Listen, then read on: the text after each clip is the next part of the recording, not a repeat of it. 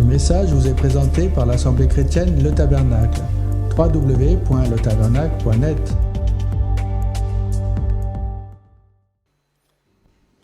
On va continuer sur le même sujet que l'on avait abordé il y a 3 semaines. Le sujet du message était celui de la sagesse de Dieu. Alors je vais reprendre brièvement pour rappeler un peu le message d'il y a 3 semaines et peut-être aussi pour ceux qui n'étaient pas là. Le message était la sagesse de Dieu, folie de l'homme. Ou bien souvent, en tant qu'enfant de Dieu, la vie que nous allons mener, les décisions que nous allons prendre, ce que nous voulons faire, est bien souvent contraire à ce que l'homme charnel désire faire. Et bien souvent, lorsque vous allez apporter témoignage aux gens du dehors, de votre vie, de vos décisions, de ce que vous faites, parce que vous désirez de tout votre cœur obéir à votre Seigneur, parce que vous l'aimez plus que toute autre chose, bien souvent ceux du dehors vous disent « tu es complètement fou ». Mais si l'on te dit que tu es fou, alors rassure-toi, tu es sage aux yeux de Dieu. Parce que la façon dont le monde perçoit la sagesse est en effet tout l'inverse de celle dont Dieu l'a définie. Tout ce que la parole de Dieu nous demande de mettre en pratique est folie pour les hommes. C'est pourquoi Dieu nous parle, non avec des discours qu'enseigne la sagesse humaine, mais avec ceux qu'enseigne l'Esprit Saint. Le Seigneur nous parle non pas avec les choses d'en bas, mais avec les choses d'en haut, de façon à acquérir la sagesse de Dieu. Paul nous dira ceci, « Nous avons reçu non l'esprit du monde, mais l'esprit qui est de Dieu, afin que nous connaissions les choses qui nous ont été librement données par Dieu, desquelles aussi nous parlons, non point en paroles enseignées de sagesse humaine, mais en paroles enseignées de l'Esprit, communiquant des choses spirituelles par des moyens spirituels. Or, l'homme animal, l'homme charnel, ne reçoit pas les choses qui sont de l'Esprit de Dieu, car elles lui sont folie. Et il ne peut les connaître parce qu'elles se discernent spirituellement. Mais celui qui est spirituel discerne toutes choses. Mais lui n'est discerné par personne, car qui a connu la pensée du Seigneur pour qu'il l'instruise? Mais nous, en tant qu'enfants de Dieu, nous avons la pensée de Christ. 1 Corinthiens 2, versets 12 à 16. Nous, en tant qu'enfants de Dieu, nous avons reçu la pensée de Christ pour pouvoir acquérir la sagesse qui vient d'en haut.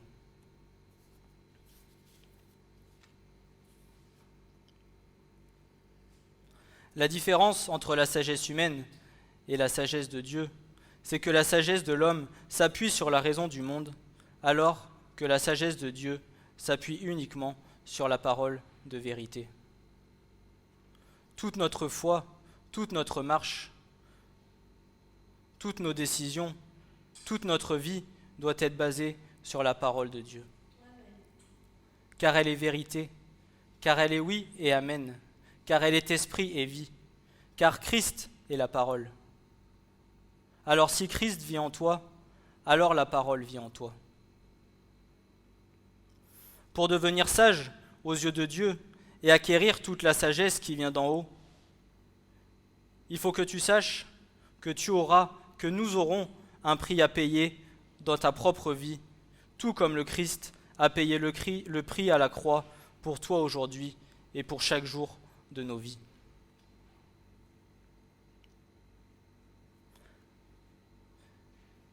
Mais il faut que tu saches que ce prix à payer a bien plus de valeur que l'or, a bien plus de valeur que tous les trésors de ce monde, a bien plus de valeur que toutes les pierres précieuses que l'homme désire s'arracher pour pouvoir obtenir les richesses de ce monde.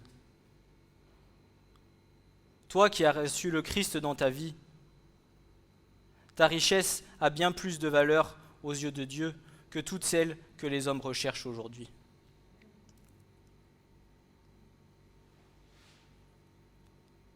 Pourquoi ? Parce que cette récompense, elle n'est pas temporaire, elle n'a pas un début, elle n'a pas une fin.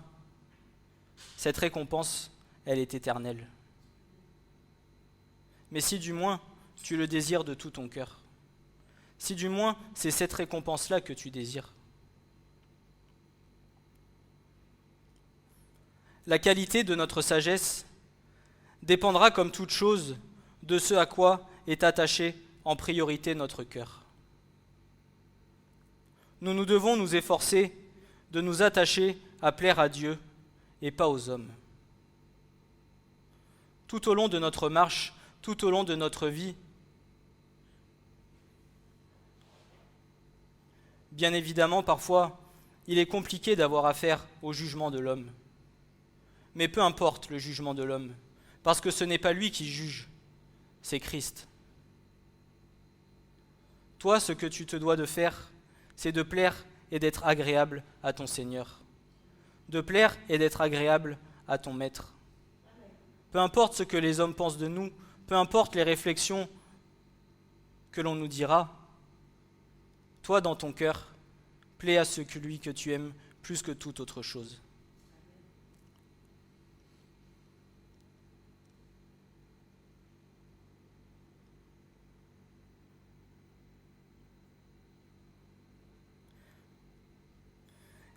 Et encore plus dans cette fin des temps, la séduction de l'homme, se faisant de plus en plus ressentir et de plus en plus subtile, il nous faut mépriser ce qui est mauvais et aimer ce qui est juste, et refuser de céder aux différents types de mondanité qui entourent l'Église. Dans cette fin des jours, la séduction, nous l'avons déjà entendu de bien nombreuses fois, la séduction sera de plus en plus grande, de plus en plus subtile. Et nous, en tant qu'enfants de Dieu, il nous faut être vigilants et avoir la sagesse de Dieu pour discerner tous les pièges de l'ennemi qui viendront se présenter devant nous.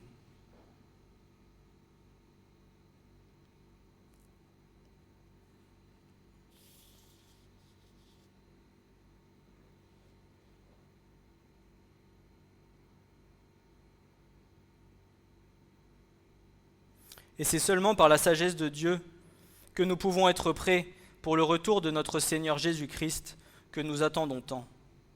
J'avais pris comme exemple la parabole des 10 vierges, où le fait de se préparer au retour du Seigneur avec sagesse, avec patience, de remplir sa lampe d'huile,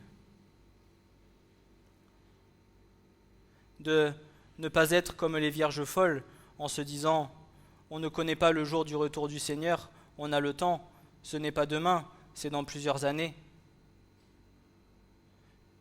Mais dis-moi, qui connaît le jour du retour du Seigneur ? Nul ne connaît le jour ni l'heure, si ce n'est le Père qui est dans les cieux. Alors toi qui as entendu, nous qui avons entendu, nous qui avons été enseignés, analysons nos vies et regardons si nos lampes sont remplies d'huile. Ou bien si le réservoir est à moitié vide ou à moitié plein, comme tu voudras. Mais lorsque le Seigneur reviendra,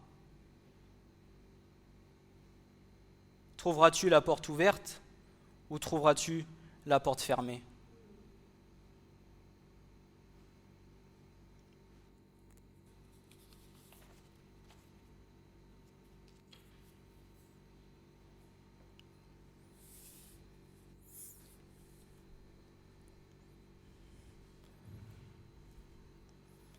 Mais cette sagesse, la sagesse de Dieu, qui est totalement contraire et totalement différente de la sagesse de l'homme, Dieu nous enseigne sur la façon dont nous pouvons l'acquérir.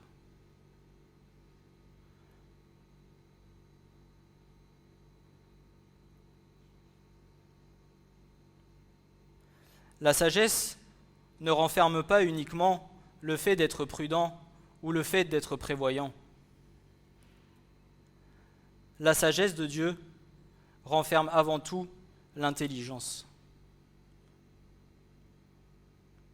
L'intelligence et la sagesse de Dieu sont étroitement liées, puisqu'un seul mot renferme ces deux mots français. Chokma, en hébreu, signifie la sagesse, mais aussi l'intelligence et l'habileté. La sagesse est indispensable pour la vie d'un enfant de Dieu. Pourquoi ? Car d'elle en découlera la puissance de sa relation avec notre Père céleste. Au plus tu auras de sagesse dans ta vie, au plus ta relation avec le Père sera grande et puissante.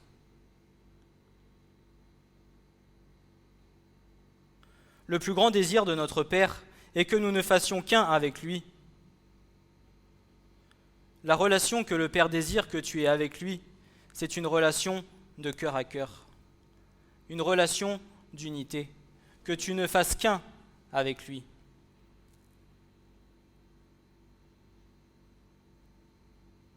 Tout comme l'homme et la femme, unis par le lien du mariage, ne font plus qu'un seul et même cœur pour Dieu, le désir pour Christ en est de même avec son épouse.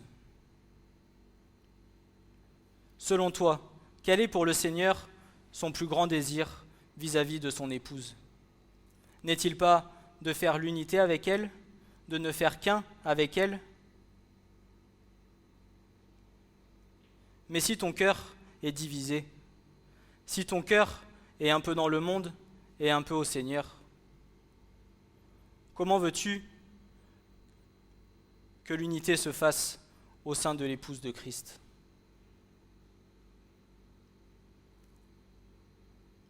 Pourquoi ces détails sur l'unité ? Eh bien, je vais vous le dire, parce que la valeur du mot sagesse a la valeur numérique de 1 en hébreu.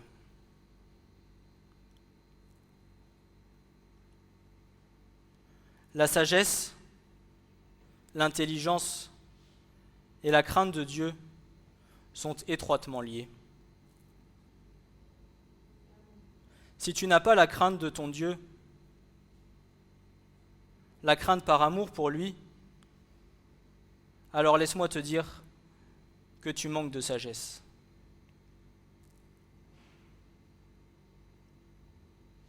Le psalmiste nous dira, au psaume 111 et verset 10, « Le commencement de la sagesse, c'est la crainte de l'Éternel. » Si tu crains ton Dieu, c'est parce que tu l'aimes. Et par amour, tu désires plus que tout lui être agréable. Si alors, c'est le plus grand désir de ton cœur, et que tu l'aimes plus que toute autre chose, alors ton cœur ne fera qu'un avec lui. Dès lors que tu commences à craindre l'Éternel, alors tu es sage. Quelles que soient toutes les qualités humaines que tu peux avoir, appelées sagesse, si tu n'as pas la crainte de Dieu dans ton cœur, alors c'est une folie devant lui. Si tu n'as pas la crainte de Dieu dans ton cœur, à ses yeux, tu es fou.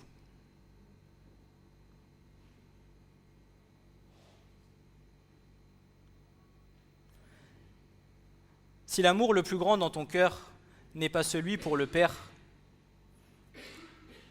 alors tu es fou aux yeux de Dieu.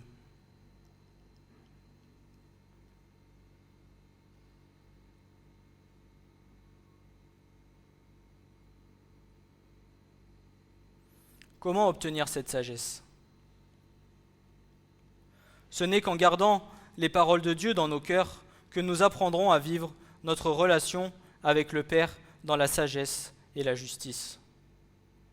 C'est uniquement avec les commandements de Dieu gravés dans nos cœurs et avec toute évidence mis en pratique chaque jour de nos vies avec la parole qui demeure en nous, que nous triompherons du péché inscrit dans nos membres et celui contre qui nous combattons chaque jour de nos vies. Tous les jours de nos vies, nous combattons contre le péché. Nous ne sommes pas parfaits. Nous avons tant de choses à changer, à corriger. Le Seigneur a beaucoup de travail à accomplir dans nos vies. Mais même si, d'un point de vue extérieur, tu n'es pas parfait, quels sont les désirs de ton cœur ?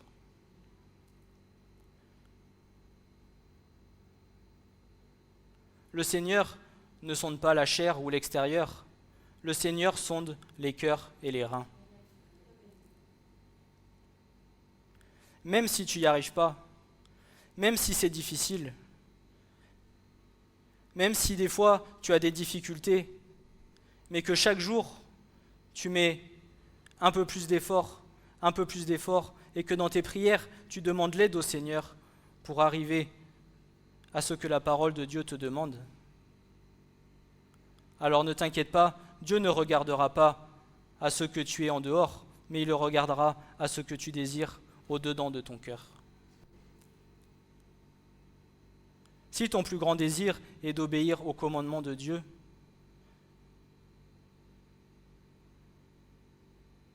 alors ne t'inquiète pas, Dieu, c'est à cela qu'il regarde.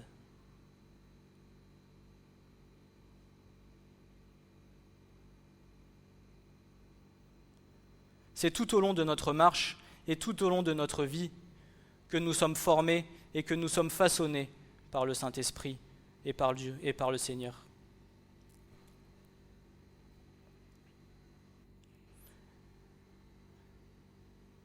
Si vous regardez tous les hommes de la parole, ils ne sont pas devenus parfaits du jour au lendemain. Il leur a fallu toute une vie pour arriver à être comme le Seigneur le voulait. Et encore, nul ne pourra un jour égaler la pureté et la sainteté de Dieu. Mais il faut nous efforcer à vouloir obéir aux commandements de Dieu. Et c'est à cela que le Seigneur regarde. Ta chair, elle est pourrie. Ta chair, elle est moisie. Ta chair, elle va mourir. Mais ton cœur, lui, il est rempli de la vie de Christ.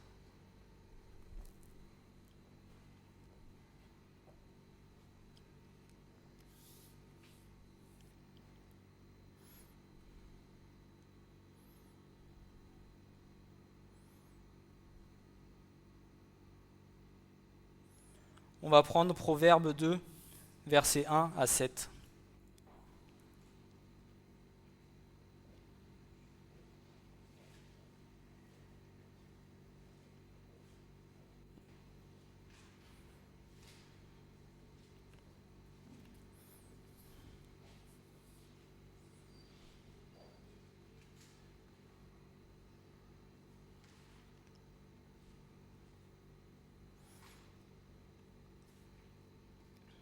Mon fils, si tu reçois mes paroles et que tu caches par devers toi mes commandements, pour rendre ton oreille attentive à la sagesse, si tu inclines ton cœur à l'intelligence, si tu appelles le discernement, si tu adresses ta voix à l'intelligence, si tu la cherches comme de l'argent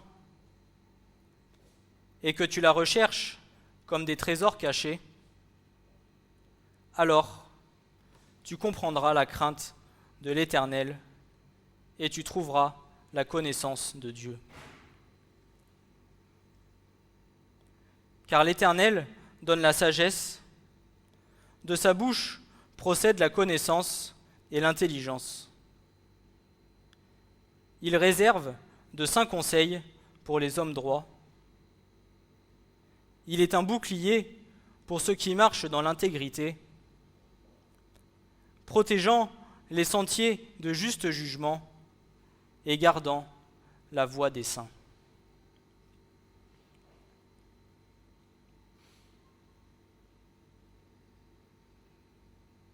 Il y a beaucoup de leçons à tirer de ces versets.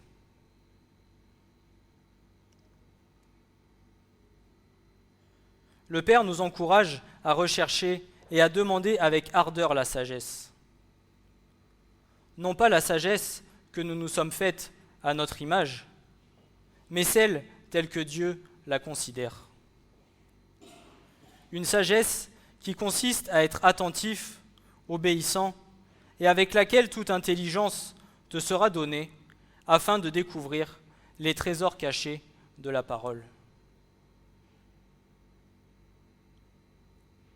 Observons combien il nous faut faire usage et mettre en pratique chacun des outils que le Seigneur nous a donnés pour acquérir cette sagesse.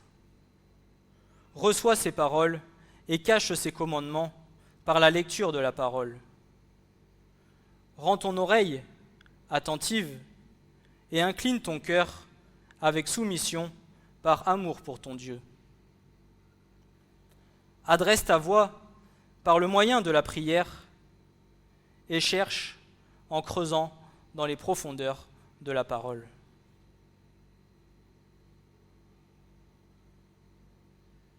Si tu la cherches comme de l'argent.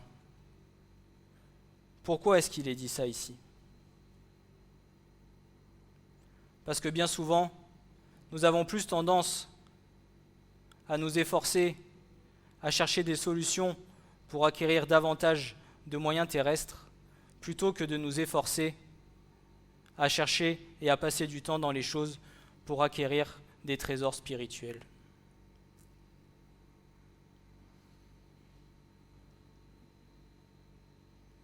Et moi le premier.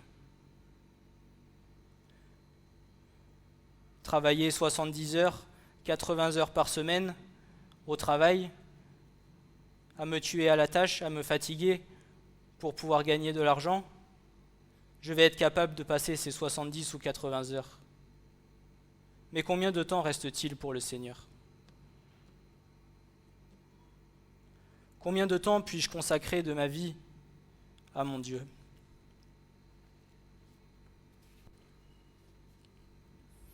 Et pourtant, les trésors d'en haut ont bien plus de valeur que ceux que nous nous efforçons de chercher en bas.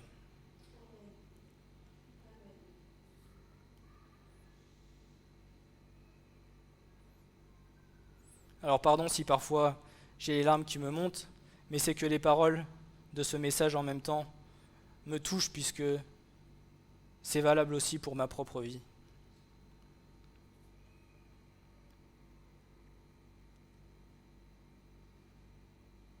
La sagesse de Dieu nous permettra de rester sur le chemin étroit et resserré jusqu'à la fin de notre vie, car lui seul mène à la porte étroite qui donne accès au royaume. Une fois de plus, nous pouvons le relever pour donner suite à ce passage. Qui aimons-nous et que cherchons-nous premièrement dans notre vie ?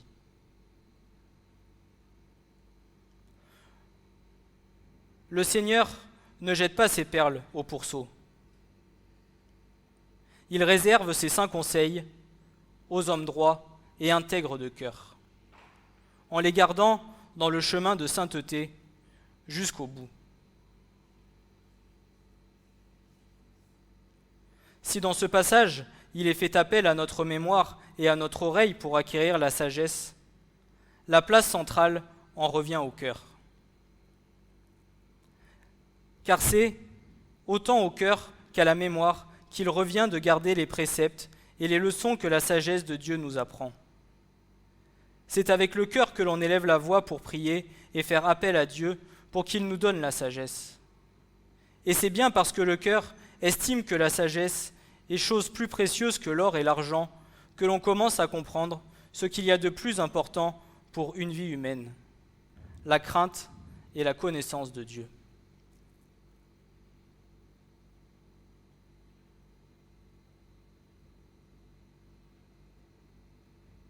Si tu la recherches comme des trésors cachés, alors tu comprendras ce qu'est la réelle crainte de l'Éternel.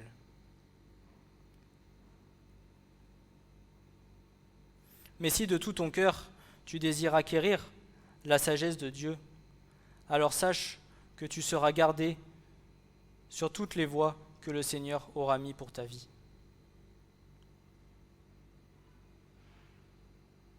Il te protégera des sentiers et te gardera sur la voie des saints.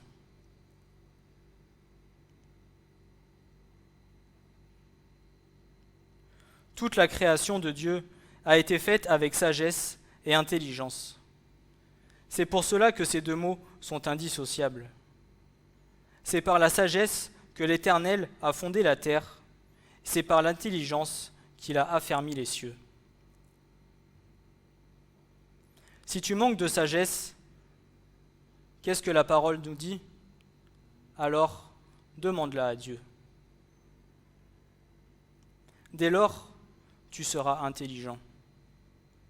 Ta propre intelligence humaine ne cessera de te tromper et de te détourner de la vérité à laquelle le Seigneur t'attend. Peut-être te trouves-tu extrêmement intelligent? Laisse-moi alors te dire que tu manques de sagesse, car tu es rempli d'orgueil.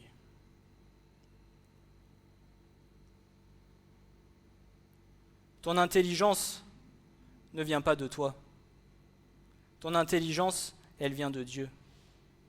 Et encore, pourquoi utilises-tu cette intelligence? Pour le royaume de Dieu ou pour ta propre volonté?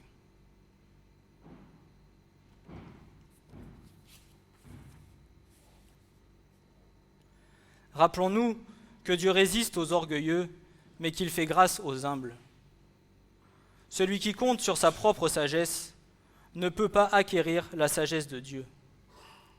Peu importe ton niveau d'études ou les formations auxquelles tu as pris part, en ce qui concerne la sagesse de Dieu, il te faut voir les choses comme un enfant qui a tout à apprendre. La sagesse de Dieu n'est pas quelque chose qui se transmet de génération en génération. Ce n'est pas parce que tu as eu ton père ou ton grand-père qui était rempli de sagesse que toi tu le seras ainsi.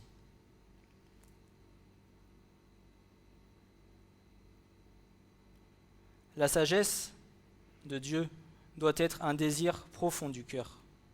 Et alors, si tu le désires et que tu la demandes à Dieu, alors il te la donnera.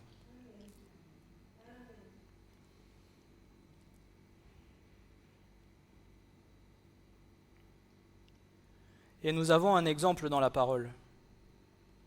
C'est l'exemple du roi David avec son fils Salomon. Salomon, conscient de son immaturité, demanda à Dieu, dans la situation et au moment où il se trouvait, la chose la plus nécessaire et la plus précieuse qu'il soit.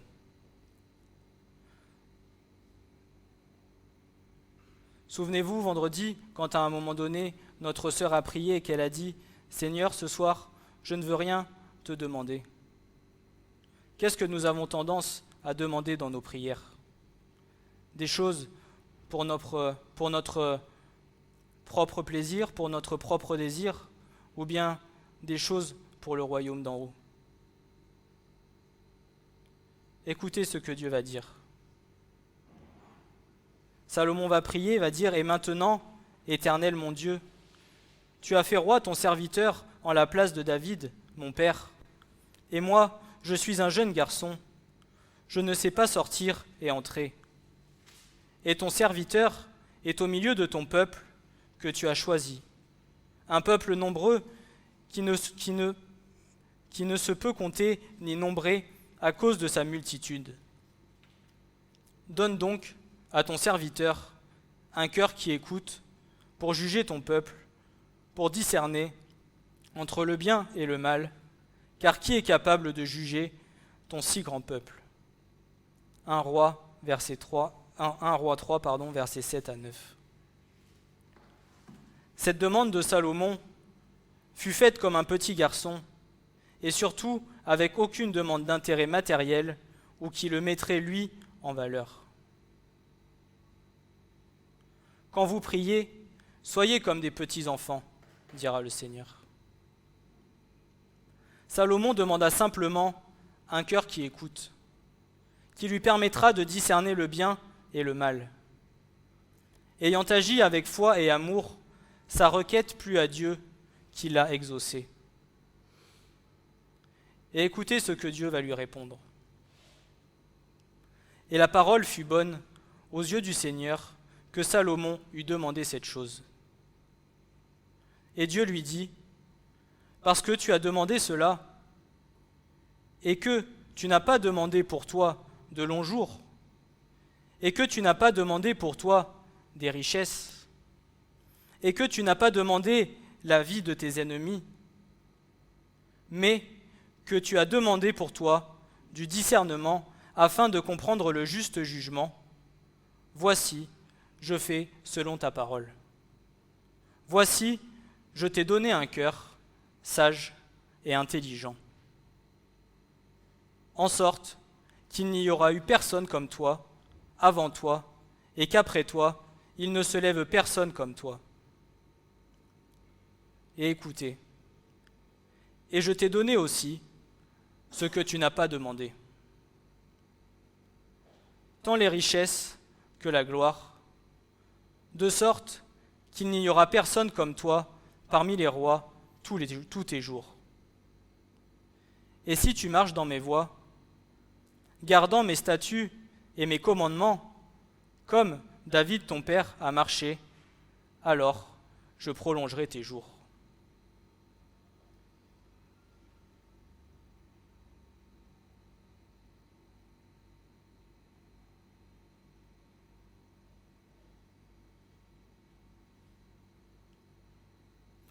Si tu as tendance à prier davantage pour le bien du royaume des cieux plutôt que pour ta propre vie, alors ne t'inquiète pas, le Seigneur répondra à toutes tes prières sans que tu n'aies à lui demander. Pourquoi ? Parce qu'il connaît les désirs de ton cœur.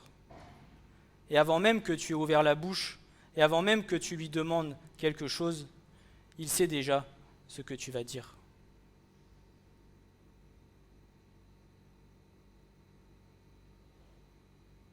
Que s'est-il passé ici avec Salomon ? Salomon a demandé à être sage et intelligent. Alors Dieu lui a donné. Mais il lui a donné bien plus que cela.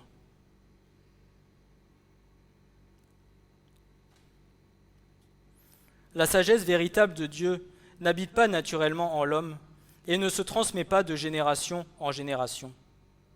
C'est un désir profond du cœur de chacun d'entre nous. Salomon avait beau être le fils du roi David, rempli de sagesse, ce n'est pas pour autant qu'il en a hérité. La sagesse véritable vient uniquement de Dieu. Elle est un don, un instrument qui provient de sa sagesse à lui et de son intelligence à lui uniquement. De plus, la sagesse n'est pas donnée à celui qui ne la demande pas, ou mieux encore, à celui qui n'en voit pas la nécessité vitale. Comme le dira le Seigneur dans sa réponse à Salomon, c'est parce qu'il a estimé et désiré son besoin de sagesse comme quelque chose de supérieur à la richesse ou à la mort de ses ennemis qu'il a obtenu de la part de Dieu. La sagesse est comme la perle précieuse que Dieu possède en lui-même et qu'il veut donner à ses enfants. Mais celle-ci ne sera accordée uniquement à ceux qui seront capables d'en estimer la valeur, le prix, et à ceux qui seront capables de le désirer et l'apprécier pour ce qu'elle vaut réellement, soit une valeur que rien ne peut égaler.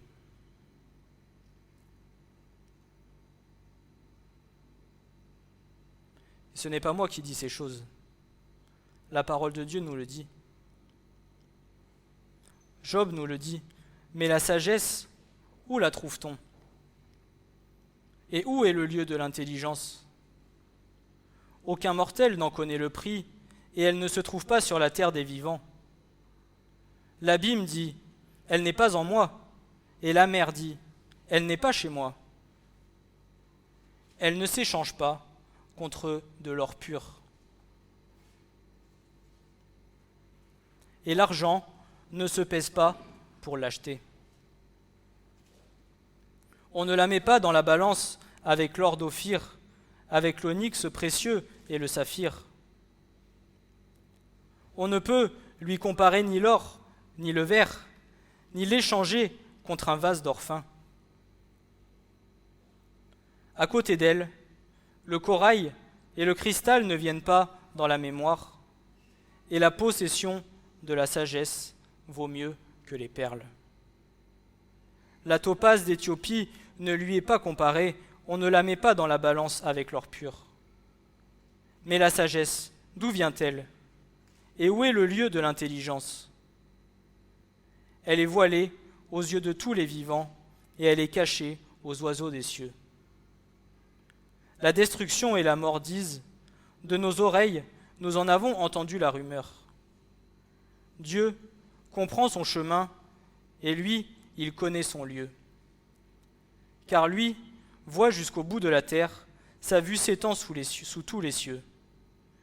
Quand il fixait au vent sa pesanteur, et qu'il établissait les eaux selon leur mesure, quand il faisait une loi pour la pluie, et un chemin pour le sillon de la foudre, alors il la vit et la manifesta, il établit et la sonda aussi, et il dit à l'homme, « Voici, la crainte du Seigneur, c'est la sagesse, et se retirer du mal est l'intelligence. »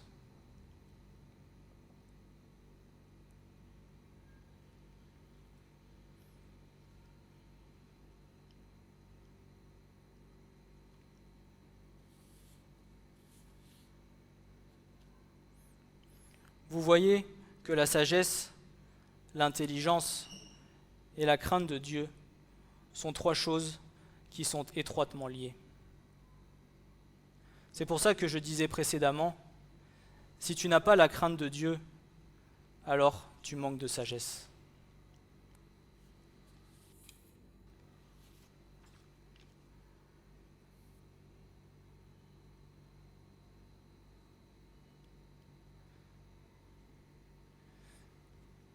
Bien que certains d'entre nous puissent être remplis de sagesse, prends garde. Et garde ton cœur plus que toute autre chose, et que personne ne te séduise. Car jusqu'au bout, jusqu'au dernier jour de ta vie, la séduction sera présente en appuyant sur tes points faibles, afin de te détourner de la voie de sainteté dans laquelle le Seigneur ton Dieu veut que tu demeures. Salomon en est encore un bon exemple. Vous avez vu combien il a été béni de la part de Dieu. Vous avez vu tout ce qu'il a reçu de la part de Dieu. Vous avez vu la vie de son père, David. Et pourtant,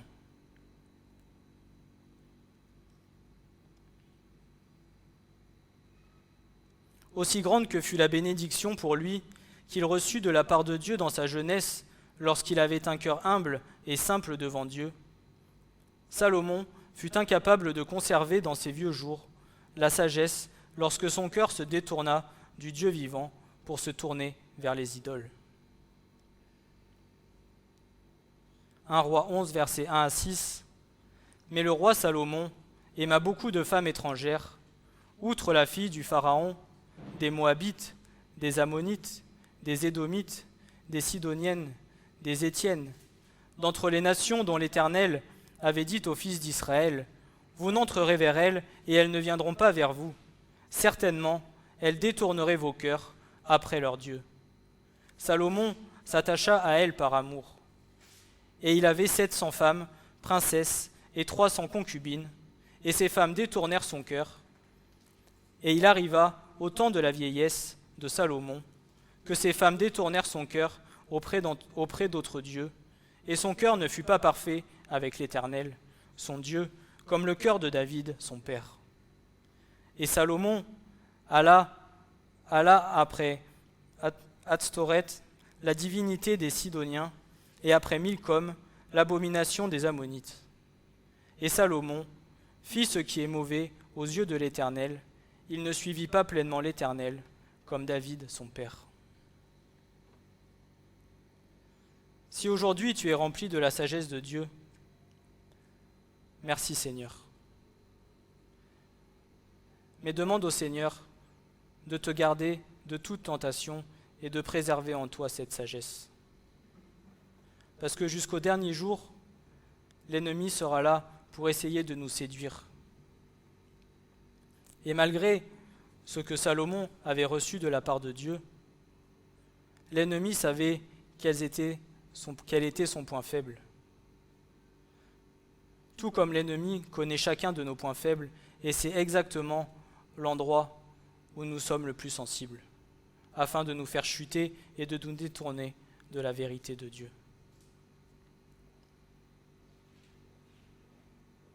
Soyez fidèles jusqu'au bout, nous dira le Seigneur. Jusqu'au dernier souffle de ta vie, que ton cœur soit fidèle à celui qui t'a aimé le premier.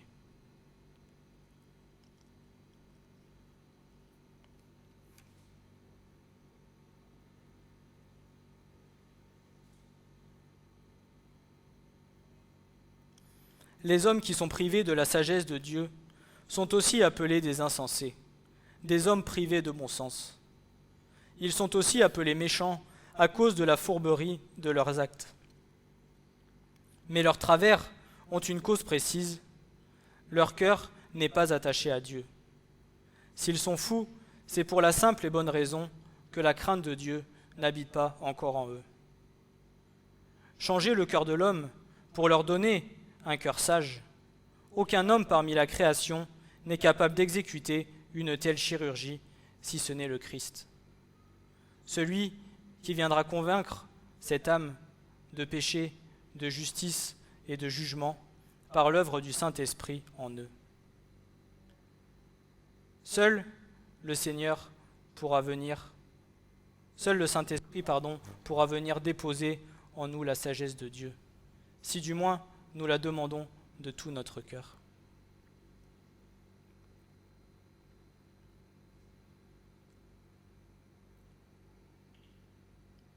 C'est vrai que bien souvent, en tant qu'enfant de Dieu, notre profond désir est d'arriver à vivre et de faire des expériences avec Dieu similaires à celles que connurent certains hommes érudits dans la foi, tels que Paul, Moïse, Jean et tous les autres. La question que Dieu nous pose est la suivante. Sommes-nous prêts à ce que l'Esprit travaille nos cœurs pour que nos désirs, nos priorités, ce qui compte vraiment pour nous, soit ce qui compte aussi pour lui? Bien souvent, lorsque nous avons tous des personnages ou des hommes de la parole que nous préférons, certains hommes comme qui nous aimerions être, certaines expériences que nous aimerions pouvoir vivre avec Dieu, mais sommes-nous prêts à vivre tout ce qu'ils ont vécu? Sommes-nous prêts à passer par tout ce par quoi ils sont passés?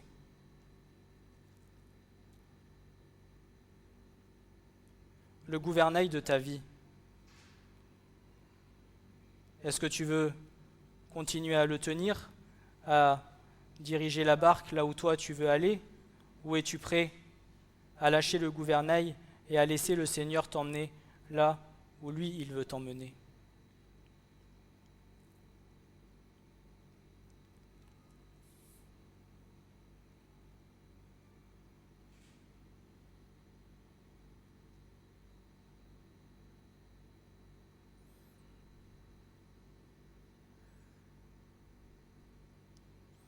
Pour Jacob, par exemple, il a fallu que Dieu travaille son cœur tortueux presque toute sa vie pour qu'il devienne sage.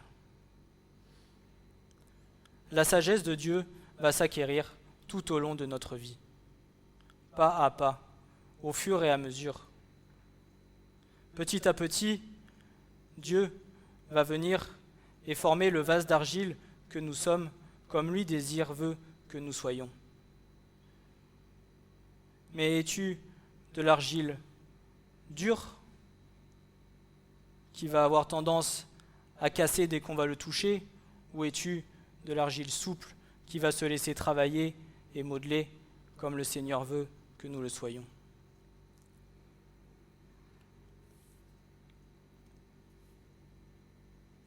La sagesse de Dieu est une capacité qui nous est donnée tant que nous demeurons en lui.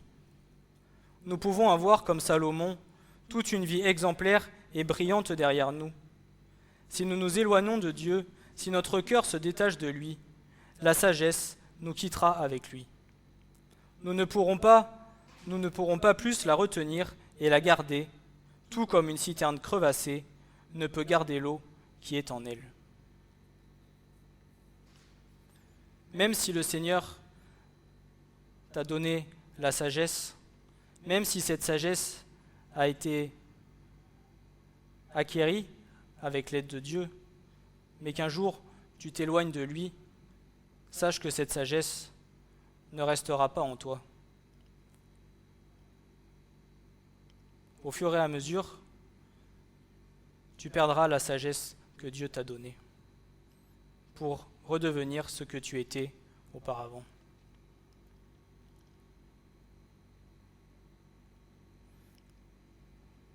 Comment acquérir la sagesse ? Proverbe 4, versets 1 à 7. Fils, écoutez l'instruction d'un père et soyez attentifs pour connaître l'intelligence. Car je vous donne une bonne doctrine. N'abandonnez pas mon enseignement. Car j'ai été un fils pour mon père, tendre et unique auprès de ma mère.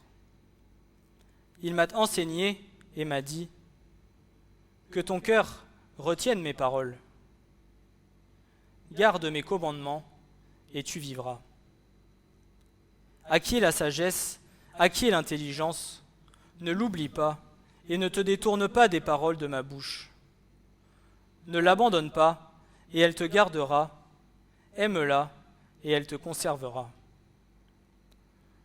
Le commencement de la sagesse, c'est acquiers la sagesse, et au prix de toutes tes acquisitions, acquiers l'intelligence.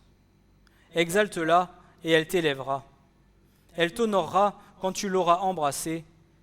Elle mettra sur ta tête une guirlande de grâce et elle te donnera une couronne de gloire. Ce sont ici les paroles d'un père qui parle à son fils, tout comme Dieu notre Père tient à nous adresser ces paroles, et comme chaque précepte de la Bible nous est destiné pour notre bien. Tous sont unanimes. La maturité spirituelle du peuple de Dieu, comme de chaque individu qui le compose, passe par le fait d'écouter la parole, de la garder et de la mettre en pratique dans sa vie. Il ne s'agit pas simplement de l'entendre et de la connaître. Il ne s'agit pas simplement de pouvoir la réciter par cœur. Parfois, il est important de s'analyser soi-même et de dire « Seigneur, quelle parole est-ce que je mets en pratique dans ma propre vie ?»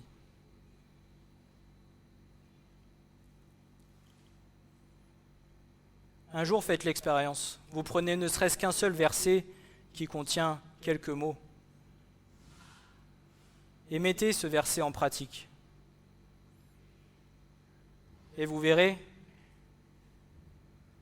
et cela vous permettra de voir si vraiment vous êtes capable de mettre en pratique ce que le Seigneur nous demande de faire.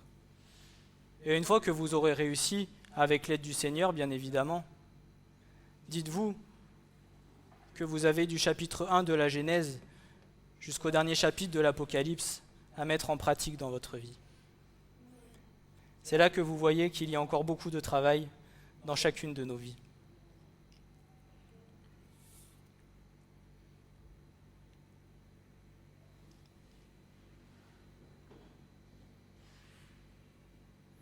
La sagesse de Dieu est essentielle pour celui qui désire mener une vie de consécration selon la volonté de Dieu, qui malgré les épreuves mérite d'être vécue.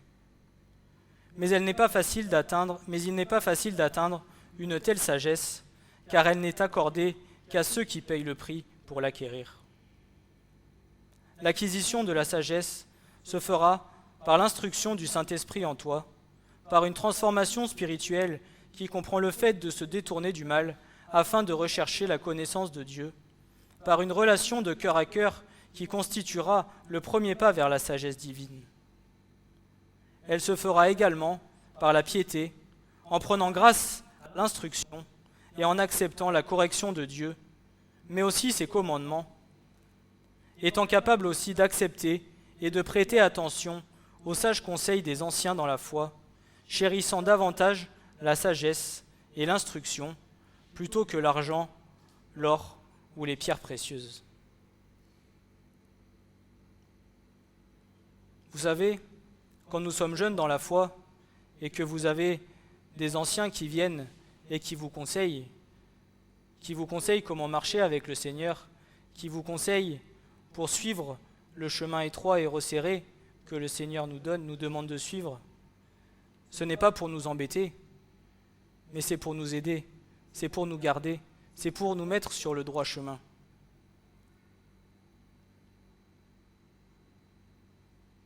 Mais est-ce que ton cœur est disposé à écouter ces saints conseils ?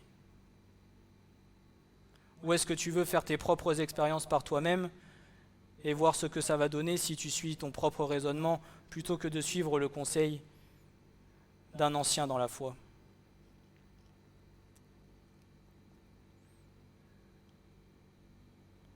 Il y a 99% de chances que si tu désires suivre ta propre volonté, tu te prennes un mur à la fin.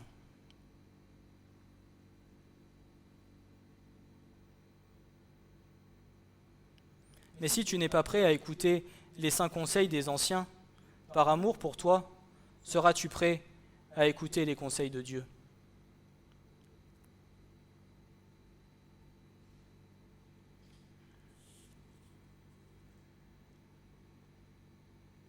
Écoute, mon fils, et reçois mes paroles, et les années de ta vie seront multipliées. Je t'enseignerai la voie de la sagesse, je te dirigerai dans les chemins de la droiture. Quand tu marcheras, tes pas ne seront pas gênés, et si tu cours, tu ne broncheras pas. Tiens ferme l'instruction, ne la lâche pas, garde-la, car elle est ta vie. N'entre pas dans le sentier des méchants, et ne marche pas dans la voie des iniques. Éloigne-t'en, n'y passe point. Détourne-t'en et passe outre. Car ils ne dormiraient pas s'ils n'avaient pas fait du mal, et le sommeil leur serait ôté s'ils n'avaient pas fait trébucher quelqu'un. Car ils mangent le pain de méchanceté, et ils boivent le vin des violences. Alors quel conseil veux-tu suivre ? Celui des anciens dans la foi qui ont plusieurs années de marche avec le Seigneur et avec expérience, ou est-ce que tu préfères suivre ta propre route ?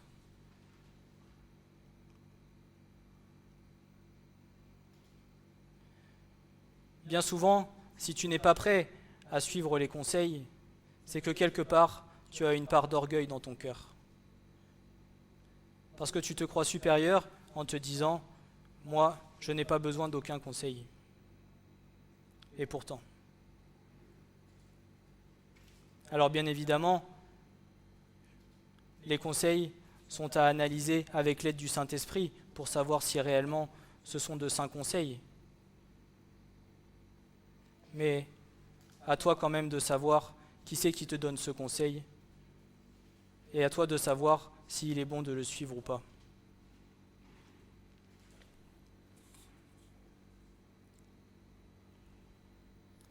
La prière est bien évidemment un élément indispensable pour l'acquisition de la sagesse.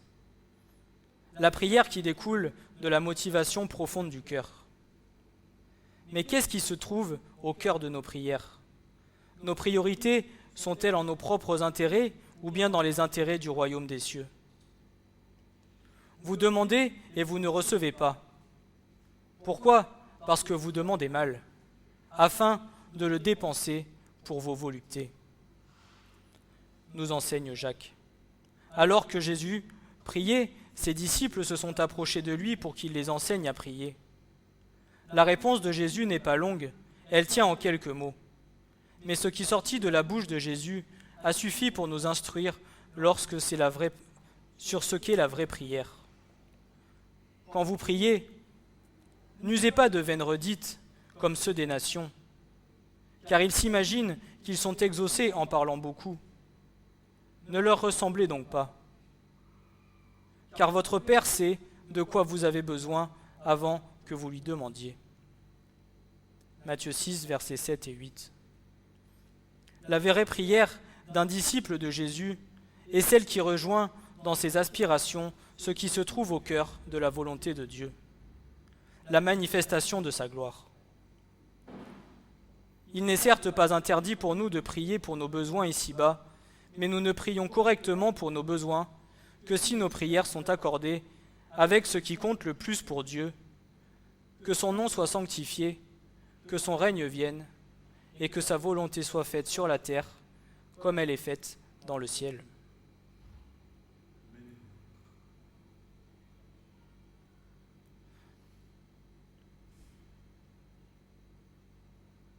Christ est la manifestation suprême de la sagesse de Dieu.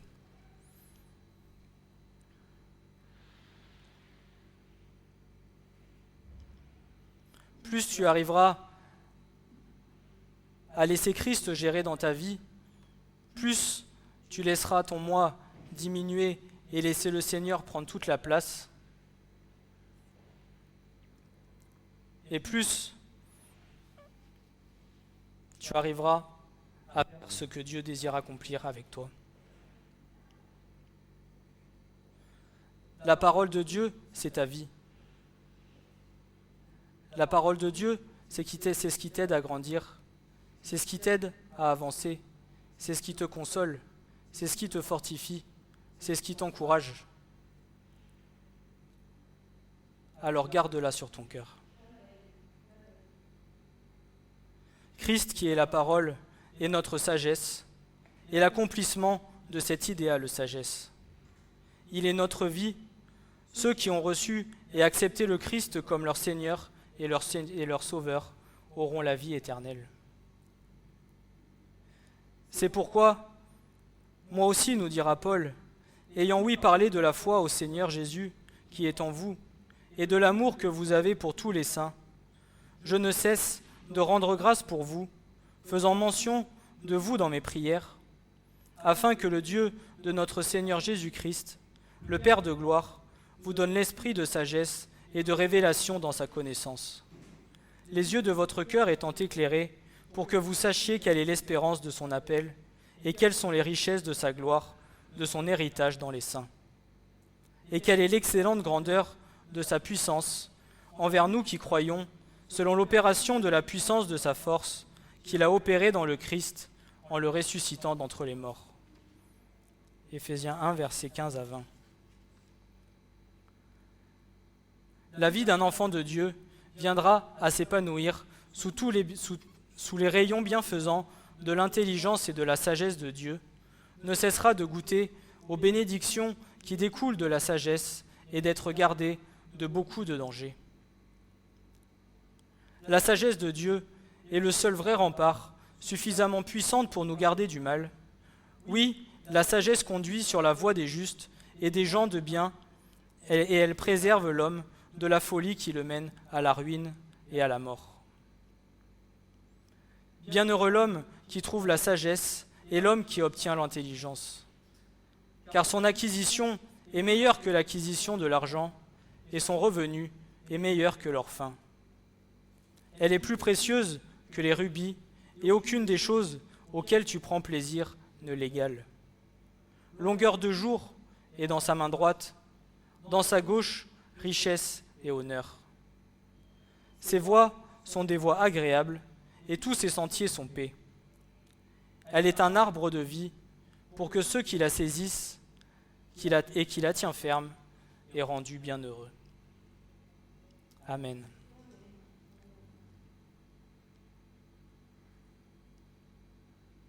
Si le désir de ton cœur est d'acquérir la sagesse de Dieu, alors tu seras bienheureux. Le Seigneur te gardera de toute tentation. Le Seigneur te gardera sur le chemin étroit et resserré qui mène jusqu'à la porte étroite. Mais c'est un combat de tous les jours. Jusqu'à la fin, tu te devras d'être vigilant, d'être prudent et de faire attention à ce que tu sois rempli de sa sagesse.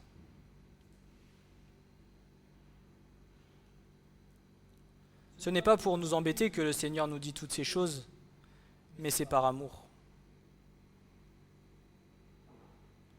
C'est par amour que nous avons la crainte de l'Éternel.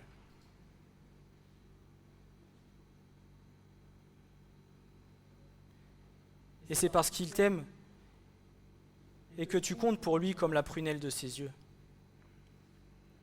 Et qu'il ne veut pas que tu te perdes et qu'aucun de nous ne se perde. Alors si ce matin tu as besoin de la sagesse de Dieu, demande-la au Seigneur et il te la donnera. Amen.